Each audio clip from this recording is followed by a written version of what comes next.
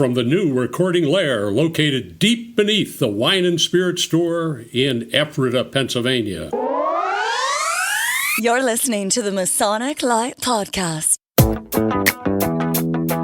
Studio 665 presents Masonic Light Podcast. This show is recorded by Masons, for Masons. It is for entertainment purposes only. And please, no wagering. This podcast is not endorsed by any Grand Lodge, and the ridiculous ramblings of the hosts are their own. And now, here's your host. Buenas noches, Americanos. Whoa, sí. Buenos nachos. Welcome, Masonic Light Podcast, episode 149. Ooh, 149. 149. Only one more to go. Yeah. Wait. Wow. Until another number. For some of you may know, we did a little pregame here. We did a little Facebook Live, which you could probably find on our Facebook page. It wasn't really that exciting, but I was deeply moved. we had three of us here and nothing better to do. 1,000 online join us. So, yeah, we reached out. Larry, Larry is with us tonight. He's with us remotely. Yeah. Hello, Larry. Hey, slowly improving. So, Larry, tell us why you're home and not here. He's a disembodied voice. It's kind of weird. What did you say, Pete? Tell us why you're not in studio and why you're home. Okay, all right. Well, a few weeks ago, I had an incident with my back. Ended up going to the doctors, the specialist, and found out that my vertebrae are compressing. I'm losing the padding in between each vertebrae on three of them. And I realized I had a lot of pain, could barely walk. Couldn't even lay in bed. I had to sleep in a lazy boy for like 2 weeks. So they've sent me to therapy. They've given me medication. Are they going to put you on the rack and try and stretch you, or? No, not quite. But they're Gravity boots. Other ways. I am more sore now with every muscle on my body than my back. That to tell you what they're doing to me. And I see the specialist in January. But that's not the best of it. The best of it is the battery in my chest, my pacemaker, that's beginning to go sour. So on the 7th of December. Oh, well, that explains a lot. A new battery. It's Wi-Fi. It'll have Alexa on it. I mean, the whole works. According to the Gap Lighthouse, you can throw that battery in the bay now. I can get directions. If you just throw that you should throw the battery in the ocean. Number one, it's legal. And number two, it helps keep the fish warm. The opinions of this podcast are not So, Larry, can you get them to just tack on like 2 electrodes so we can like charge you at night like a cell phone? We're going to get him a wireless charger mattress. There you go. Actually, Charging seat. Right? if anybody ever got the code to my pacemaker, and you did a remote. 1, 2, 3, 4. It's serious. Damn it! How did you know? Finish your story, Larry. So anyway, that's what's been happening in this. And, I'm finally able to sleep in bed for about 5 hours now. And Well, just so you know, the Surgeon General at the Gap Lighthouse says if you need it, they can leach some of your blood out and help remove the humors. Or if you have any ghosts in your blood, they can prescribe some medicinal cocaine for you. oh, As opposed to that cornbread stuff that cornbread sandwiches that you're having now. well, I'm not going to plug anything, but I'm going to tell you that cornbread gummies are very, very Cornbread, good. that's, cornbread gummies. Cornbread gummies. Are you going to breakfast tomorrow? I'm going to have grits myself. I don't Are know. you too ill for I goose eat and a few of gridiron? them every night, and I tell you, I sleep great. Did he not less than 45 seconds ago say that he can't sleep? Right. Okay, thank you very much. Now, 45 seconds. That was before. I just got the stuff on Saturday. Loopholes, And it was Larry. so good. I did the buy one, get one free just a couple days ago. Oh, jeez. Fucking up, guys. Well, we have a pharmacist on staff that might be able to get you something a little stronger. That's a possibility. That might be necessary somewhere down along the line. I'm sorry. So are you going to breakfast tomorrow? Breakfast tomorrow? I don't know for sure. No. Oh, okay. All right. Josh, have you been up to anything besides fixing our show? Nope. Well done. Thank you. Jack, what have you been up to Masonically? What have I been up to Masonically? I don't remember, honestly. I missed Grotto. I missed Beersheba. I've been doing family stuff. It's, your post today that we're going to talk about a little bit later on. Sometimes you got to pump the brakes. You found the lost Masonic word. I did. So yeah, it hasn't been a lot of that. I'm just meeting with the candidate. We have a new guy coming in. He's going to get his second degree, his fellow craft, on the 6th here at Ephrata Loch. And then I think we're doing a courtesy first degree for someone else, but I'm not sure who. So it'll be 2 degrees that night. Courtesy flush? A courtesy flush, yes. That's before the real flush. But that's it. Just kind of. Tim, you've got your list out. What have you been up to? Actually, since we last recorded, just a handful of things, all of pretty good significance. The Big Valley of Harrisburg held our reunion. Had a really good turnout. Had good from both candidates and from members. Did some really cool things with that. My council, Harrisburg Council number 7, met, and we had a. How was that turnout? Well, not as good as the Scottish Rite, but we had a great program from a member who works with a group of veterans working on a project in the Harrisburg area for veterans that are homeless. And so that was really informative. If you want information on that, ping us on the Facebook page, and I'll get that to you. And then I did go to Grotto. I was one of, I think, 15 Not or 16 enough, people that showed up. It was the shortest meeting in the history of Grotto, but we had pregame cigars and some good John Wright meat, and all was well. I was one of 9 officers from the Valley of Reading that attended the Big Valley and Harrisburg's reunion, and I will say that they did an excellent job. And I mean this with total respect. They do some of the best degree work and have some of the best sets and lighting that you'll ever see in Scottish Rite. So I would recommend you to go to Valley of Harrisburg if you ever want to see a degree, get your passport stamped. They do a really good job with the degree work. And our Valley of Reading were usually the same day, but due to an arsonist, we were free that day, so a bunch of us came down. How's the recovery coming for that? So the big holdup was we had a proprietary alarm panel with our alarm company, and they were not able to replace it for another 6 months or a year. It was like, oh, how nice. So you used plywood as a you're kind of like, security measure? Okay, well, you can't really fly under the radar when you have a children's school in your building and not run an alarm system. So we stepped out on our alarm company and went to a new alarm company, and we have a non-proprietary system so that if the alarm these guys came in 2 weeks. So I think we're just waiting now for just some final painting and ceiling tiles, and I think we're ready to reopen. Awesome. The Valley. So it'll definitely be open by January. Oh, I think great. everything will be done sometime in December, though. Good. And get back to business.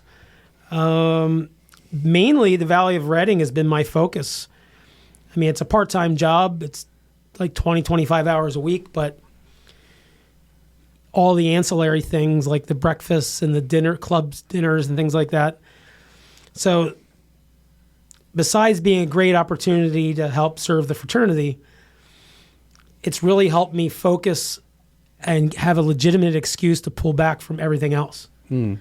Because I was completely overwhelmed, and we'll talk about that in our post, being a member of so many organizations and feeling just like I'm drowning if I don't go to everything, or if I hear there's only like 9 people showed up at my council meeting, then I feel like I'm a bad member for not showing up. But I had to pick a team, and Scottish Rite seems like, we'll see if it's a good plan, but they actually have a plan. I don't know a lot of bodies out there that actually have a 5 or a 10 or a long-term plan, but Scottish Rite kind of does. And I'm going to jump on the ship and see if our leadership is good. It's a good plan. A plan is only a plan, and it's only as good as the enthusiasm for the people that have to execute. Right. So if you can get them, into the plan and on board and all that, then the plan can't fail. And go beyond the plan and check in every now and then and see how we're doing and adjust. Assess and adjust. That's the key. Jason, earlier this week, I talked to Pete about talking about our plan for next year. I said, what plan? We don't plan. It's obvious by our membership and attendance, Larry. We just said the word plan 16 freaking times. Right. All right. So I guess that covers everybody. So we're going to take a quick break, and we're going to come back. Oh, wait a minute, Tim. Who pays for our show? Oh, yes. Our listeners who contribute through Patreon. Boy, do they pay. Yeah, and boy, do they pay. Not only do they listen to this stuff. And we never spend it. We keep telling Josh to buy the equipment we need. Yeah. And we keep earning that 0.001%. Yeah, 17 cents interest. Josh is secretly buying an island. Right. So just know that we're really protective with your money because we don't spend it. Our patrons on Patreon, we greatly appreciate that. And for as little, I'm waiting for Jack to get back to his microphone, for as little as $1 a month. $1 damn dollar. There you go. Uno cerveza. There you go. For as little as $1 a month, you can continue to add to our coffers and help us put on this content. So go to patreon.com/Masonic Light Podcast. We'll be right back. Why choose George J. Grove & Sons for your next home improvement project? At George J. Grove & Sons, we've built our reputation on quality and trust for more than 50 years. From planning to materials to installation, George J. Grove promises a home improvement experience second to none. Whether your goal is reducing energy costs, decreasing maintenance, updating curb appeal, or simply increasing the value of your home, the George J. Grove team will recommend and provide solutions that stand the test of time.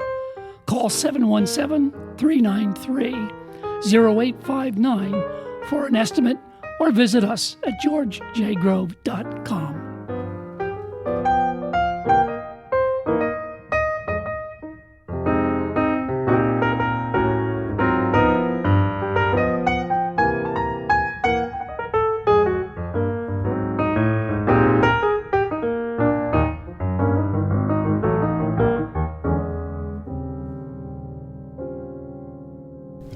So welcome back, everybody. So weird thing, when we came in tonight to the studio, turn the lights on. It's a little cold. We start grabbing some of these portable space heaters, and we noticed a challenge coin sitting in the middle of the room.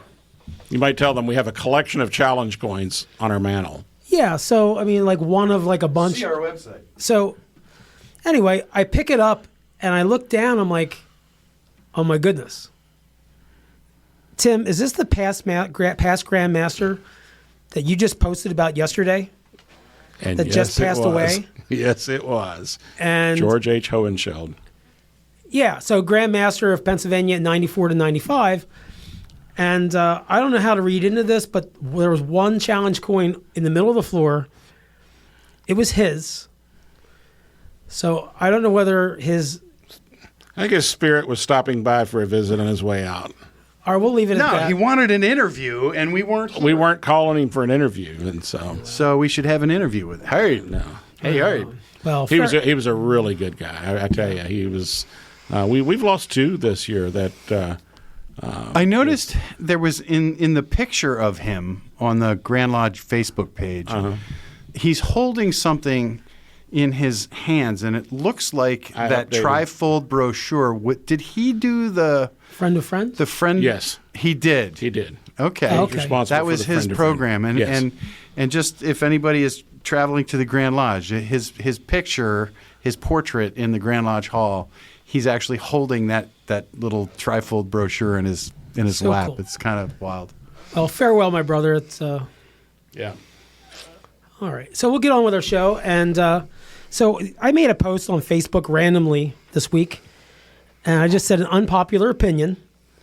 I had a couple brothers mention this to me over the past couple weeks. Like, they all remember when they joined like 25 or 30 years ago, at least in Pennsylvania, that summers were called off from labor. So you really didn't do anything in July and August, and there was really never anything official on a Sunday. And, some different brothers made some good points, about the 24-inch gauge and how we don't use it properly anymore and things like that. And it stirred up a discussion. So, Tim, what did you think? Well, I mean, I certainly understand the unpopular opinion. Actually, my retort to it was that we forget the true lost Masonic word no, and we easily accept things into our calendars that do, in fact, overwhelm us. And so part of it is just being able to plan, as we talked about earlier, and frankly, being able to say no occasionally when we need to. Jack, I thought, had another perspective that was really good.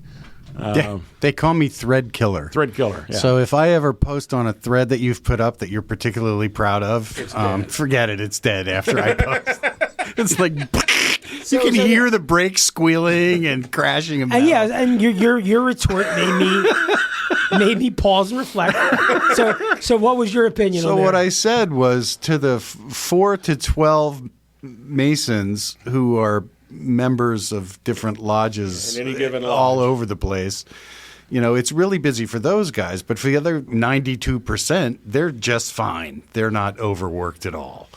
So they're not stressing about the Sunday meetings they're not going to because they're not going anyway. Not going. Right, exactly. Yeah. So kind of that's how it is. It's there's in everybody, and we all know this. I mean, in every body. If you're a member of 15 different Masonic bodies, you'll go there and you'll see, I guarantee you'll see 5 guys that are in at least 8 other bodies with you because you guys are involved in everything. And I get that. And that's terrific if you can bear it. But you have to be careful, especially the new guys coming in. You got to be, because you can just kill yourself with that. And your bank account. It's not. I don't know. I mean, the dues are the dues. I mean, if you can't do the dues, then you shouldn't really be a member anyway. Correct. But the big thing is, it's just all of a sudden I'm looking. There was times when I'm looking at my calendar and I've got like 6 Masonic nights taken up. And I know everybody at this table did. Everybody at the room for a while. Josh, you were even a part of that for a while because you have to be when you're a master of the lodge. You should be. If you're going to be a good one, you have to be involved in stuff. But anyway, that was my theory is that I think we should, like Pete always says, whatever you're going to do, however many people show up, just have a good time and tell people about it. And then if you want to do it again, maybe people will remember that people had a good time. And I think at dinner, Tim brought up a good point. I think every one of us has felt at some time when we show up at a body that has very sketchy attendance. I'm looking at you, York, right? When there's nobody on the sidelines and everybody's getting roped into an officer chair, where you start feeling like, I have to go. If I don't go, this whole thing's going to collapse. And then that adds an extra layer of pressure and dread on you. Yeah. And, I mean, just from your own mental health. You know what my thread killer saying is about that topic? Go ahead. The cemetery is filled with indispensable people. That's true. Very true. very true. Boom, drop the mic. I'm out. Have a good night. And that's true in so many aspects of life. And a few good Masonic funerals could probably turn around that attendance problem, too. Yeah, and a lot of bodies. A lot more people start showing up.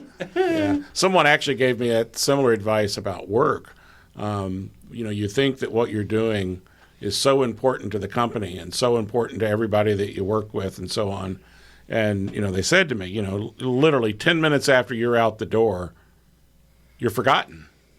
Your work may linger on for a while or may last for a bit, but they won't remember you necessarily. And, since I've retired, I've come to understand that even more so as I hear from people that are still involved with it. And it's like, yeah, that was really a true statement.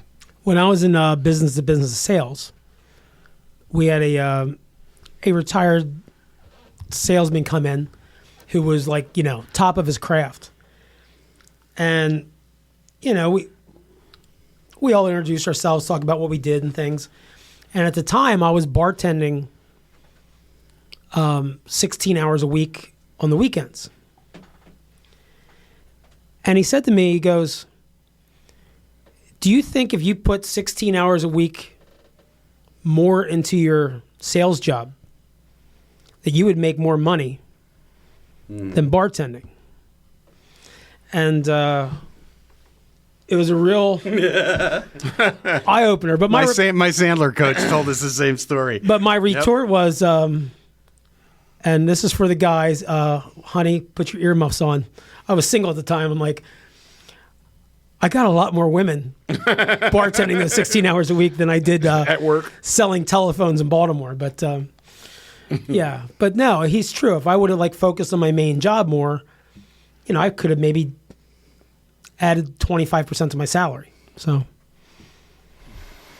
but I think it's something we all have to come to grips with, and we all do this. We all go through this at some point. We get in, we immediately get there's some guy on the sideline that's immediately wanting to get you into York Rite, or immediately wanting to get you into Scottish Rite, or immediately wanting to get you into Grotto, or immediately wanting to get you into whatever. And I think we forget that, as a newly raised Mason, there's still more to learn. There's still more to come to your understanding in that Blue Lodge experience. Absolutely, for sure. And it's really hard to say, don't hand the new guy a petition. Right. But if he's really curious and he really wants to know what Scottish Rite is about or what York Rite is about, or because it should be York Rite, that he sorry. I love it, Jack. That's great. That he certainly should have the opportunity. Sure. But he should understand what he's doing. And you can't describe it. It's like trying to describe color to a blind person, right? You just... We also need to stop lying about the 1 day a month thing. I was just thinking the same thing. I don't think anybody believes that, do they? Is there... Well, I think there's still a lot of people that say that, though, the new guys coming in. It's just one night a month. Yeah, until you get interested. Yeah. Until you get interested. Larry, are you alive? Or you want to chip in? He's sleeping. No, I'm awake. Just listening to some Dead, man. I'm just relaxing, that's all. He popped another gummy. So what do you think about that? I go along with what you guys are talking about. I actually, in the past 2 months, have demitted from 2 organizations that I'm not going, I'm not taking advantage, I'm not contributing. Right. I just feel it doesn't make any sense to continue in the membership, and one of them was the York Rite body. And I love it. What? I go there, there's nobody on the sidelines, and all they are focused is getting new members and putting them through the various degrees. And I just found it not even interesting to want to go. So I demitted, which I feel bad about, but I don't feel bad about at the same time. And, you can easily get overwhelmed. I know 2020 and part of 2021 for me, doing the merger committee and doing tall cedars and a whole bunch of other things, it was sort of overwhelming. I know it. And I don't do near what you guys did. So, But then again, you're not as old as I am either. So Nobody's as old as you are. What else did you demit from Rotary? yeah, that's sort of true. Oddfellows. NAMBLA? I mean, what did you demit from? What's that? What was the other body you demitted from? From Grotto. Oh, Larry. Yeah, I did. My promise was that I would stay in as long as Jay Laser was there, and all the guys and all the buddies I knew went through and did Monarch. You know, our advertiser, Scott Helm's going to be Monarch in a month. He's not my friend. I don't like him anyway. Not $100 a month worth anyway. We can assign his jeez. advertising to cover your dues. Right. We'll have to have a vote amongst the membership, though, amongst the listeners. Yeah. I mean, object. Worshipful Scott master. expects us to advertise for him. What's with that? He gave us money, dude. Yeah. It's a business still, transaction. Business It transaction. was a commitment. It was a contract. There was an offer and acceptance. So, Josh, do you think we need a hard authoritarian rule that says we don't, or are you going to take the libertarian stance and say that, just say no? What are we talking about? About, I was too gonna much say. going on. Too much going on. There can very easily be too much going on, and yeah, sometimes it's good to take a break. He said, from his position of breakness. Yeah. All right, you can resume your slump in the corner. I just have a lot of other things taking up my time right now. Sure. It's career related. So work and cats and yeah. But I think that's important that, we talk about. All this is to enhance your life. Well, and it's all part of our overwhelm. obligation, if you Right. think about it, Yeah. is you were not to forsake our necessary vocations for Freemasonry. And if your job requiring you to do a whole lot more than what it was, then you got to figure out that balance. I will admit that I have, at times, forsook my gainful employment for the sake of Freemasonry. Yeah. I mean, I have. We all have, I think. But We could be like Pete, and it could our You just gotta vocation. blend them. Our vocation That could be avocation our becomes a vocation? Becomes our vocation. Yeah. it's I'm at the top of the Ponzi scheme. Start calling him Bernie. as long as you still can polish the grail, it doesn't matter. That's right.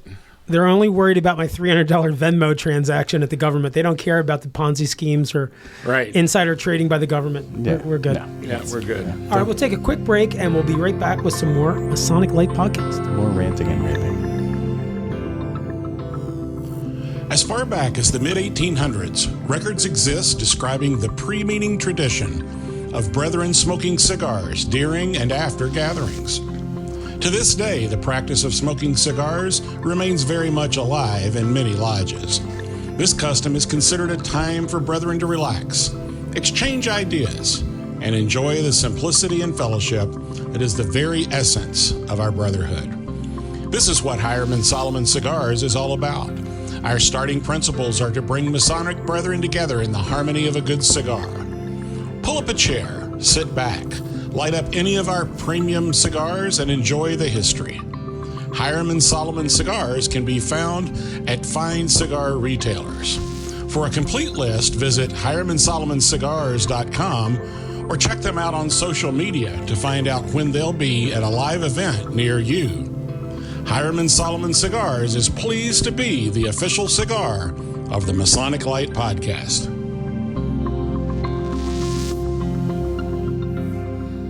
I guess we're back. We got to figure Are out we what back? we're going to talk about. Not Are we yet. back? We're back. We're not back yet. We're back. We need a topic. We need a topic. We need a topic. What are we going to talk about? Well, so what have we been talking about all night? We've been talking about Should all we night continue our rant? Not doing anything. About keeping your balance, right?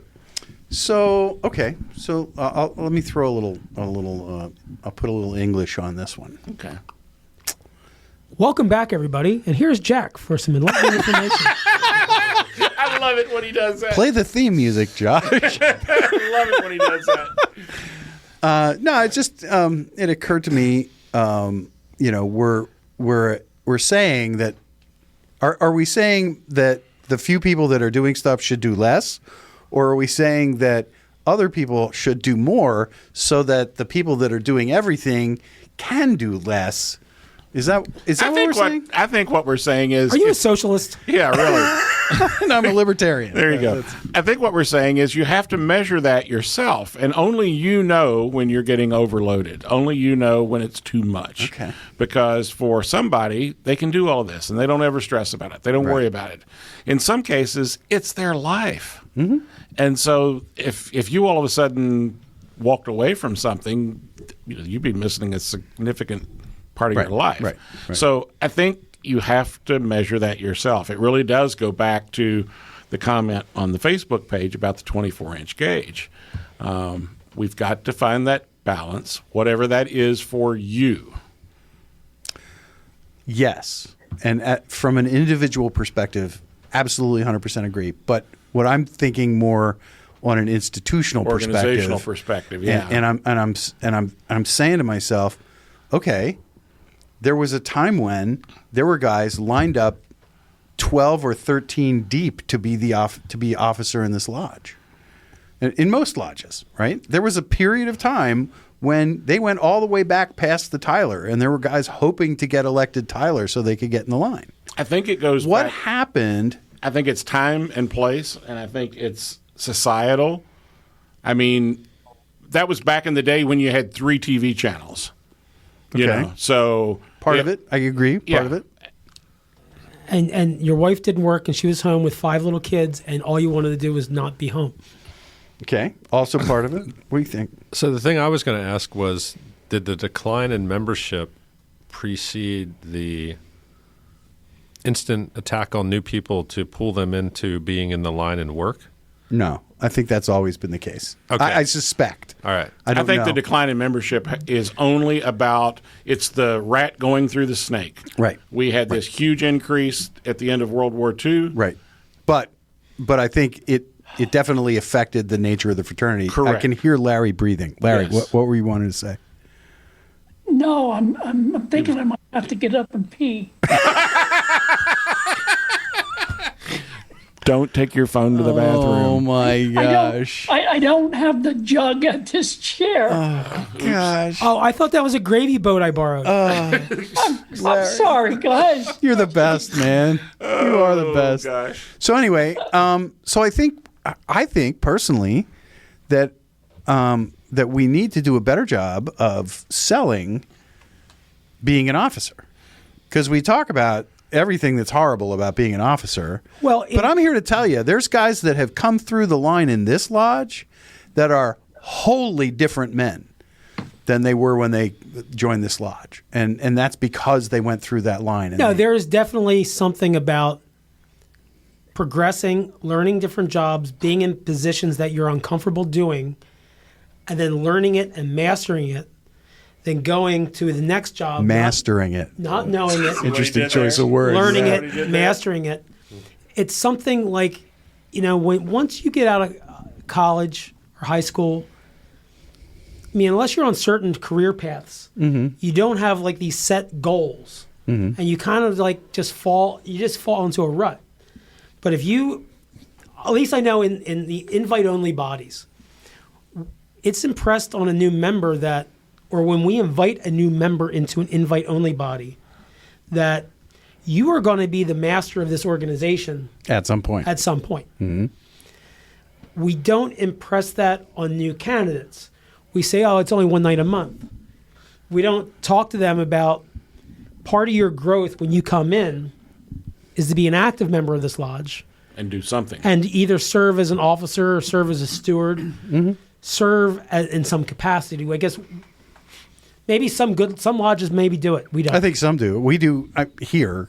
More. We don't really just flat say you're going to someday be head of the lodge, because only 1 out of 10 might be. But you know who that guy's going to be pretty early in in the process, right? I mean, you can identify a guy who's really got potential. His light is on, and he's seeing something here that he can be a part of. And Josh might agree with me because we're both masters of the same lodge.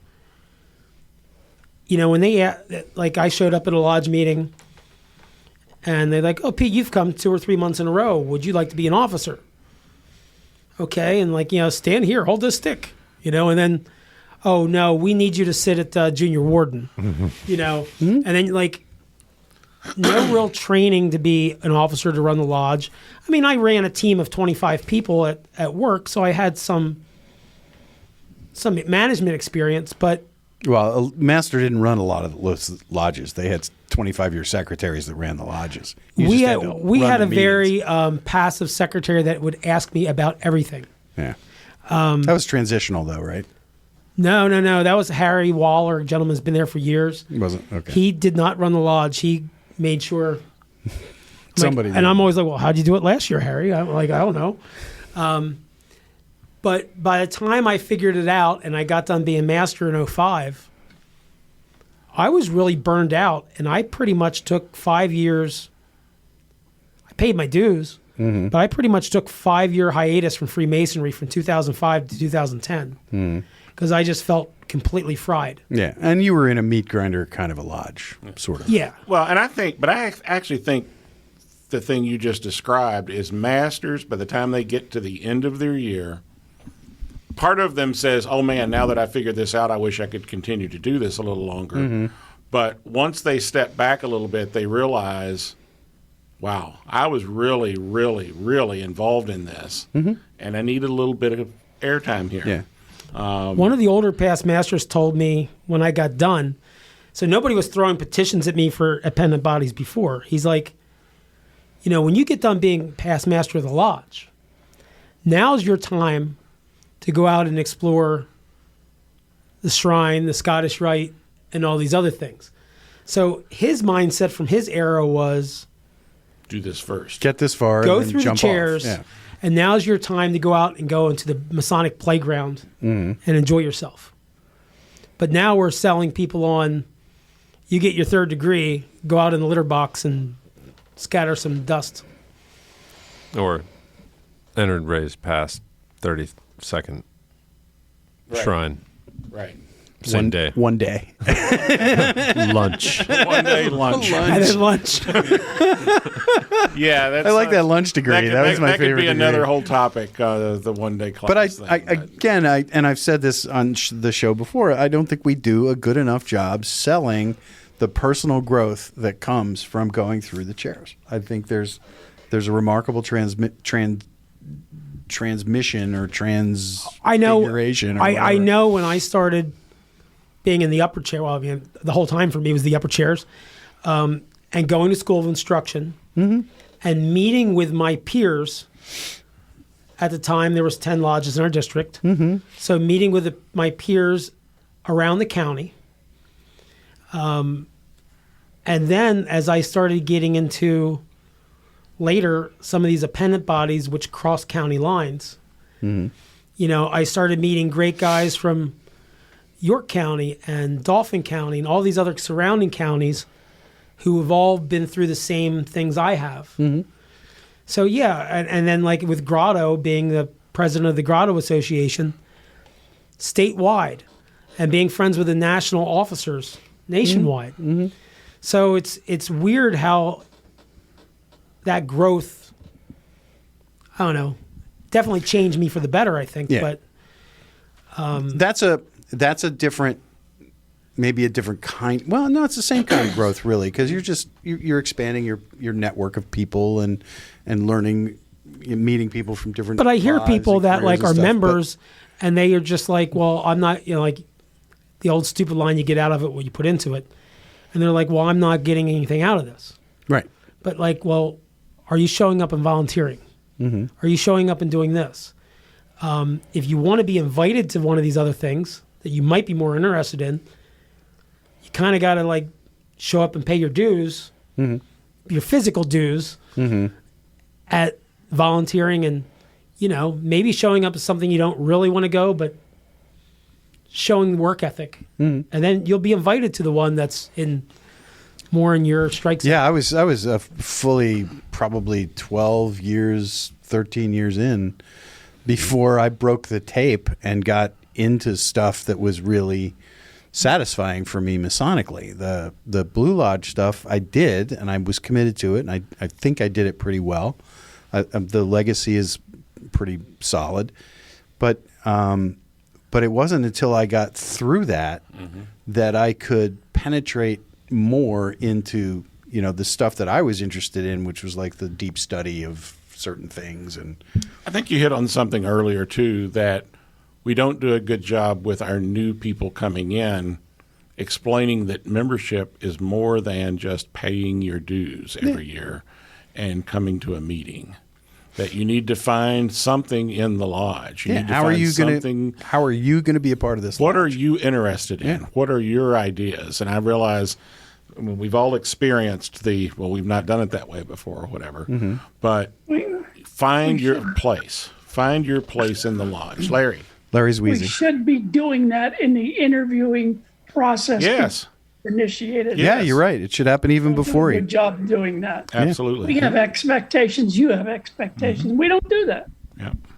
Besides, hey, did you notice how long my ears are? Look at that. They look like Spock ears. Look at that. Wow, far out, Larry. Oh, gosh. Thank God our listeners can't see Listen you. to the B-side. Your ears never stop growing, Larry. Oh, no.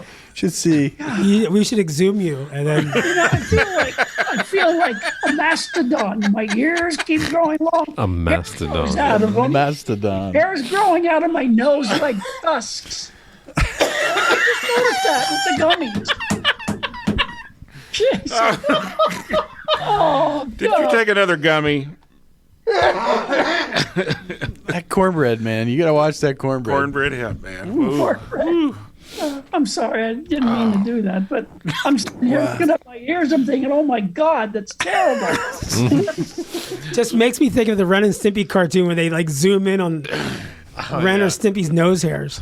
Yeah, or like a boil. Well, I think we're about ready to take a break. And while we're away, we're going to hear from Dutchie Doug and Walter. But we just want to say one thing. I know I get a lot of comments from folks talking about how much they enjoy our little bits, especially from Dutchie Doug.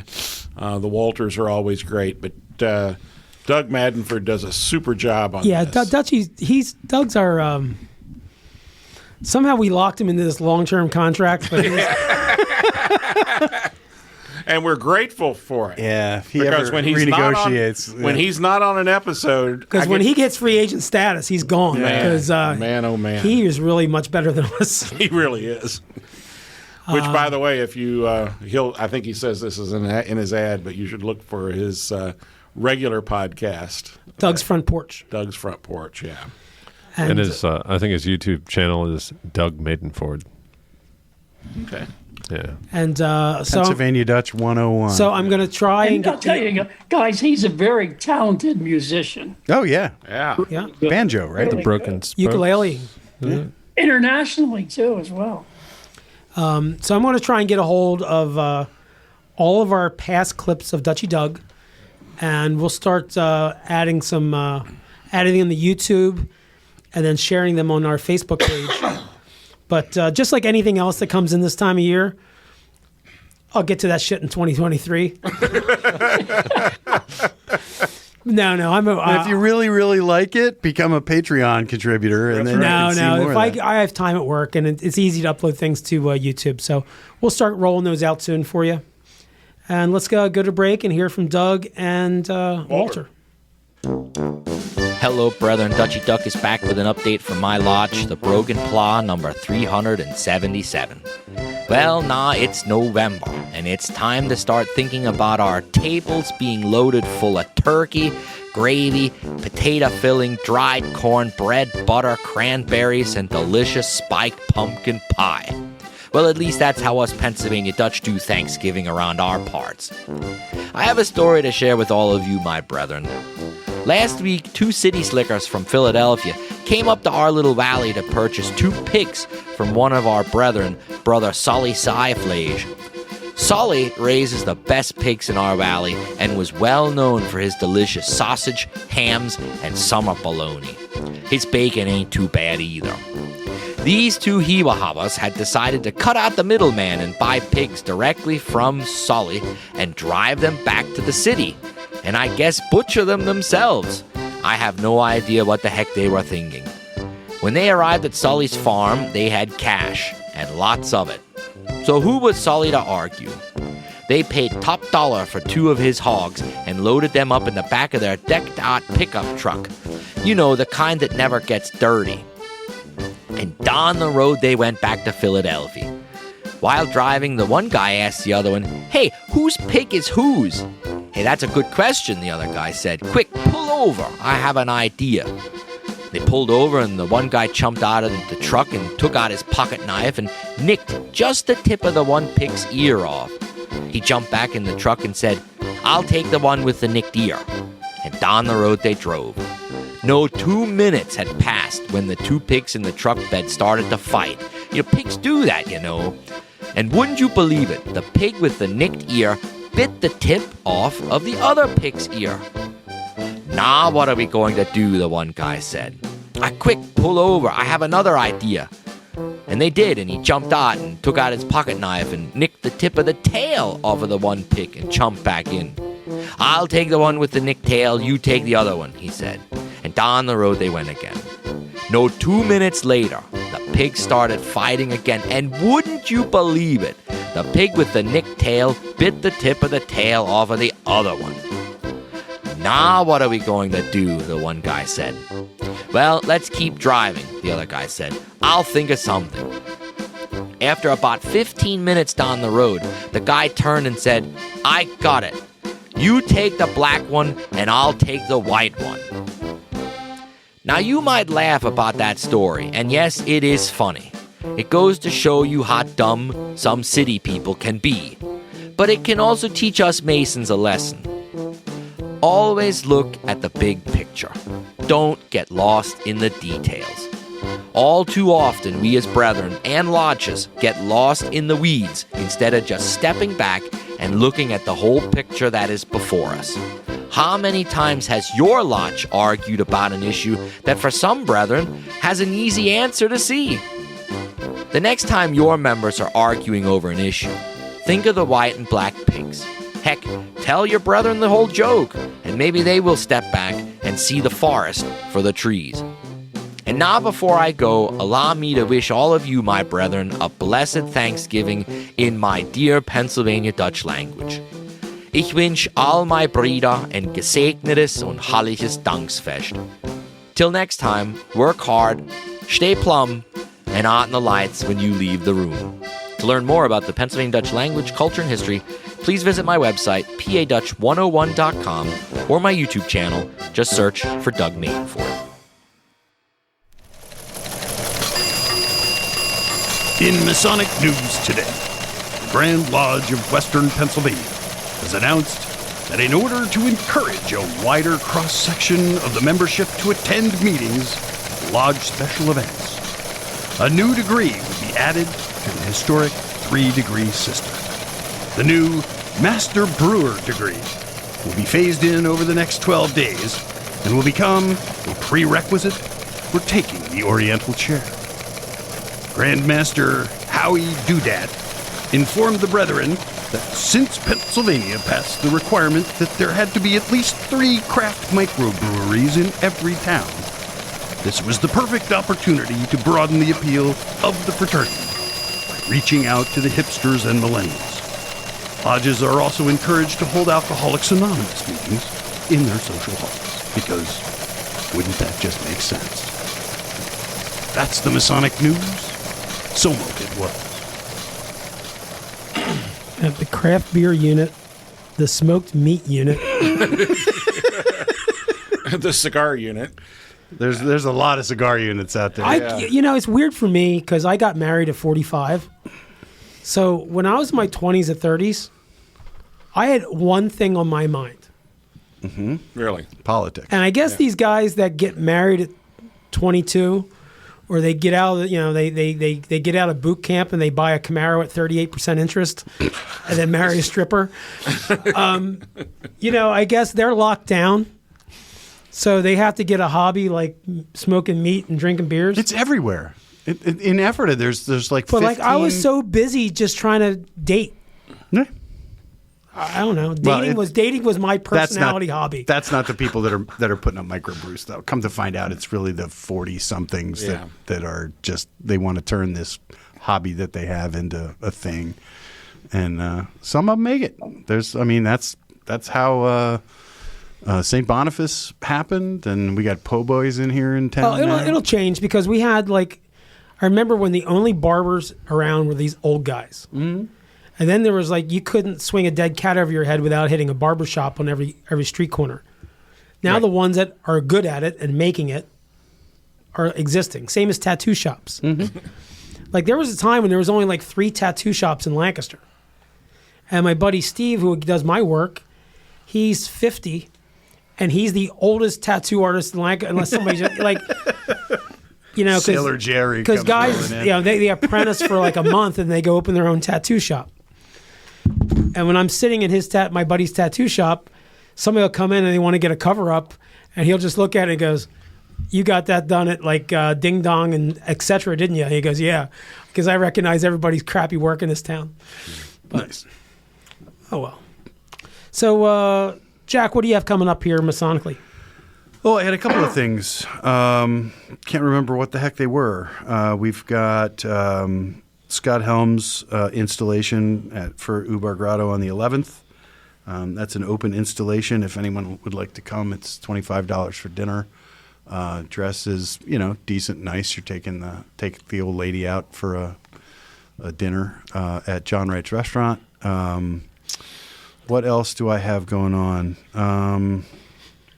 We have stated meeting. We have extra meeting, like I said earlier. Something else I'll remember when Tim starts talking. I'll jump in and bother him. Josh, anything going on? I think we got stated meeting coming up day after this comes out. Other than that? I remember what it was. See, there it is. Go ahead, finish. No, that's. I think that's it. You have breakfast? No, District 5, our buddy Eric Downs, has a bus to go down to Arlington for a wreath-laying ceremony at Arlington Cemetery, and George March will be with us. So we'll get a little tour of the Tomb of the Unknown, a little close history. up, back up, underground maybe thing, just sort of the backstory on the tomb from a guy who stood there and walked up and down. Brother George cool. was a tomb guard during the Kennedy administration. Right. We had him on the show, yeah. I looked up I remember he mentioned the pictures. There's pictures of him. Mm-hmm. Oh, really? Yeah. And I looked all that stuff up I found him. Yeah. Cool. Yeah, it's really cool. Cool.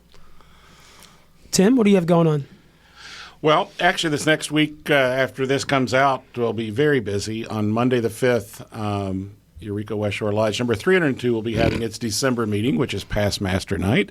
It's also our election and installation of officers. We will be installing Brother Denny Beaver as Worshipful Master. He's my hero. He's 80. I think he's 81. And he's going to be Master next year. That's exciting. Is this his first through? It is. Wow. Yes. Good for him. Yeah, and he's literally gone through, I think, all of the chairs. He might have skipped one, but he's traveled that path. So I'm really excited for his year coming up.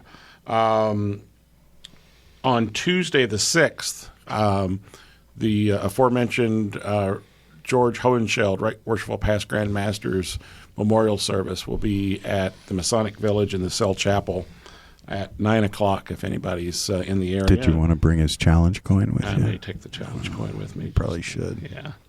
And then we're doing a postmortem on the reunion that evening.